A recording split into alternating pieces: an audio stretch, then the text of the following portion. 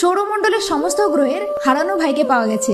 এখন তোমরা বলবে যে এটা কোনো কথা, ভুলভাল বলছে। তো বিশ্বাস না হলে ভিডিওটি দেখতে থাকো। দেখো, বিজ্ঞানীদের তো রাতের ঘুমিয়ে উড়ে গেছে, কারণ আমাদের সৌরমণ্ডলের শেষে যেখানে ঘোর অন্ধকার, মানে সব থেকে কম আলো পড়ে, সেখানে রহস্যজনক ভাবে একটা গ্রহকে পাওয়া গেছে। সোলার সিস্টেমের লাস্ট গ্রহ নেপচুন, তারও বাইরে, যার নাম অ্যামোনাইট। এই গ্রহটি সূর্যের চারিদিকে এক পাক খেতে সময় নেয় 4000 বছর। মানে তোমরা একবার ভেবে দেখো, 4000 বছর আগে যখন পিরামিড বানানো শুরু হয়েছিল, তখন থেকে এখন পর্যন্ত মাত্র 1 বছর হয়েছে, মানে সূর্যের চারিদিকে এক পাক খেয়েছে। কারণ এই গ্রহটি অনেক দূরে অবস্থিত। তবে বিজ্ঞানীদের কাছে 2005, 2014, এমনকি 2016 সালের পুরনো ফটো ছিল, যেখানে এই গ্রহটিও ছিল, কিন্তু তখন কেউ বুঝতে পারেনি যে এটি একটি গ্রহ। আর হ্যাঁ, অ্যামোনাইট হলো এক ধরনের সমুদ্রজীবী বিলুপ্তি প্রাণী, যেটা দেখতে অনেকটা ঝিনুক বা শামুকের মতো।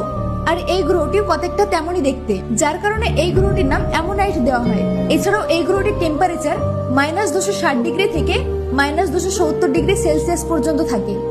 এমনকি এই গ্রহটি 4.5 বিলিয়ন বছর থেকে সোলার সিস্টেমে পাক খাচ্ছে। তো ভিডিওটি যদি তোমাদের কাছে ইন্টারেস্টিং এবং ইনফরমেটিভ লাগে, তাহলে অবশ্যই একটি লাইক আর সাবস্ক্রাইব করে যেও। টাটা।